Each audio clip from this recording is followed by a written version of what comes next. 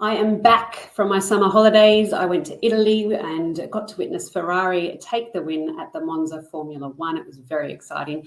It's 12:30 in the afternoon and I'm Liz Jones, Managing Director at P2P UK and your host of People to People UK Live. We are live on Facebook, YouTube, LinkedIn, Instagram and X, so don't forget to follow us.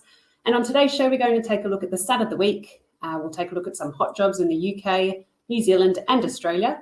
Are conversations around mental health still a taboo in your office? We are joined today by New South Wales Managing Director Catherine Kennedy and Recruitment Consultant Shavneel Narayan to discuss the evolution of mental health in today's workplace. And then we'll take a look at the social media poll results. But first, let's take a look at the stat of the week.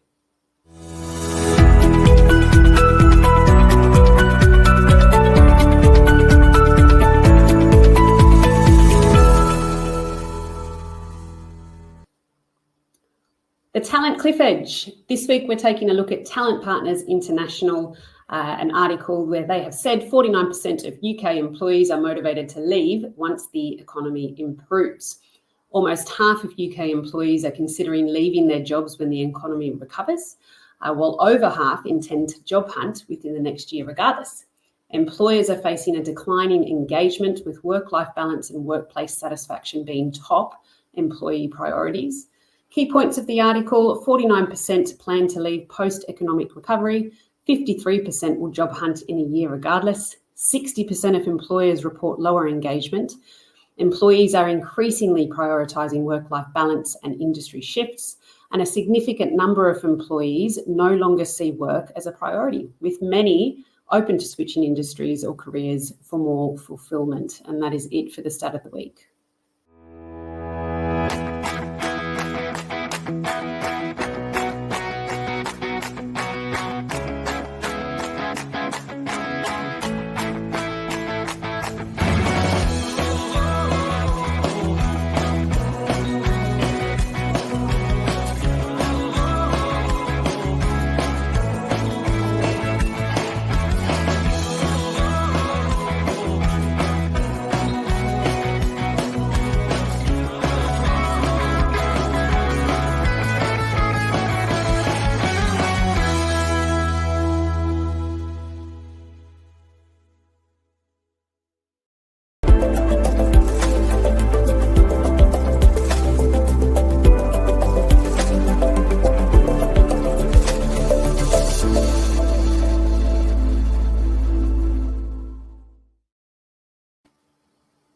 It is time to take a look at some hot jobs in the UK, and we are looking for a structural engineer in London, southeast London, paying £45,000 to £55,000. Responsibilities include performing detailed structural design for residential projects and collaborating with architects and contractors for smooth delivery. We really need somebody who has a degree in civil or structural engineering. And if you want to know more about this role, you can contact Hannah Scanlon. Her details appear on screen now. Register with us for temporary work across the United Kingdom. We are always looking for temporary staff to fill positions, anything from 1 day all the way up to 12 months. If you'd like to learn more about the temporary positions we have currently, you can contact Maddie Lang in the team. Our contact details are on screen now. Time to take a look at some hot jobs over in Australia and New Zealand. We are looking for a marketing and PR manager in Queensland, Australia. This looks like a temporary position, paying $58 to $61 per hour. A legal personal assistant in New South Wales, Australia, paying $90,000 to $110,000, and a financial analyst in Wellington, New Zealand, paying $80 to $100 an hour, so also a temporary position. If you'd like to know more, please scan the barcode on the screen now for contact details.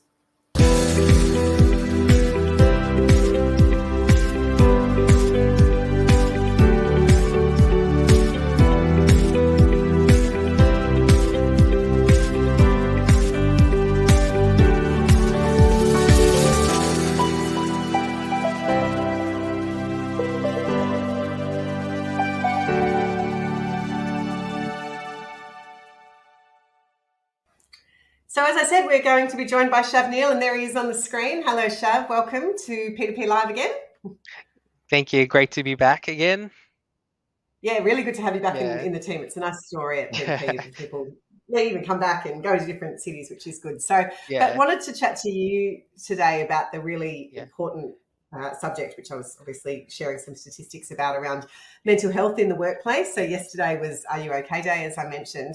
I think most people know what that is, but just maybe people are not fully across it. Are you able to maybe tell us a bit about what this represents and a bit more about the significance of Are You OK Day?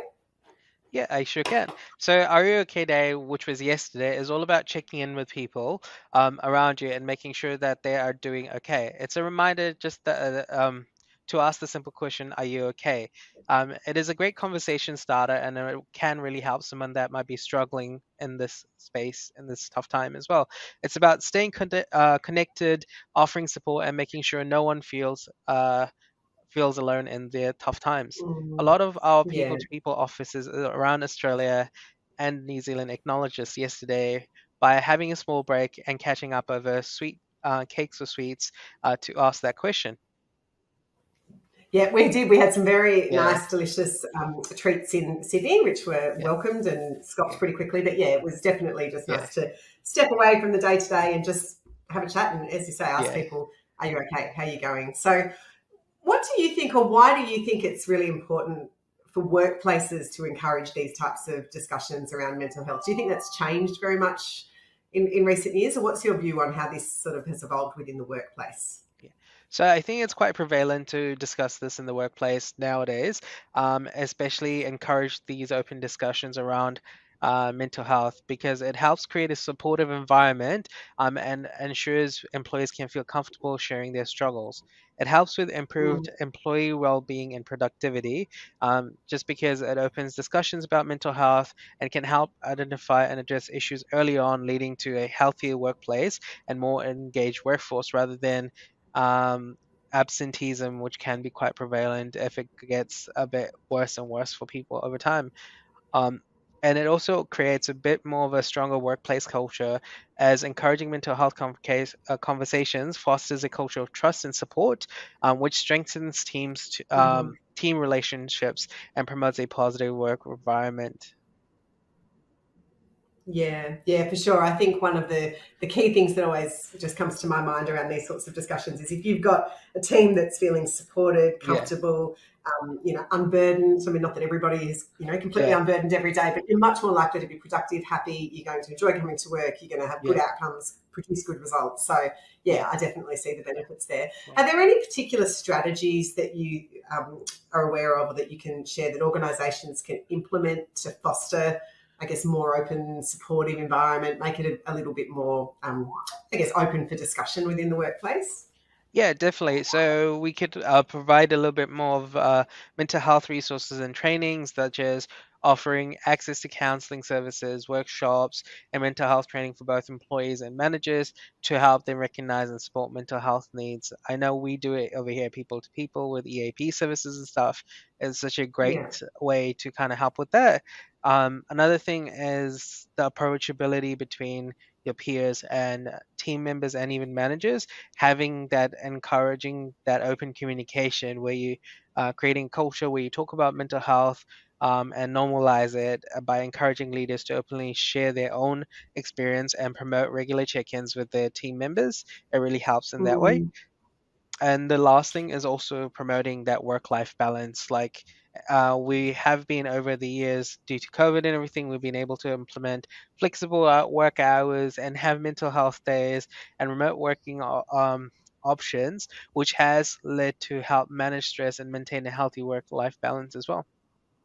Yeah, I guess that helps to support the things that we know we need to do for good mental health, which is get enough sleep, exercise, eat well, all of those sorts of things. So, thank you. Thank you for joining us, Shavneel. It's such an important topic in the world, but including in workplaces. So really grateful that you joined us to talk today, and hopefully we'll have you back on soon. Anytime.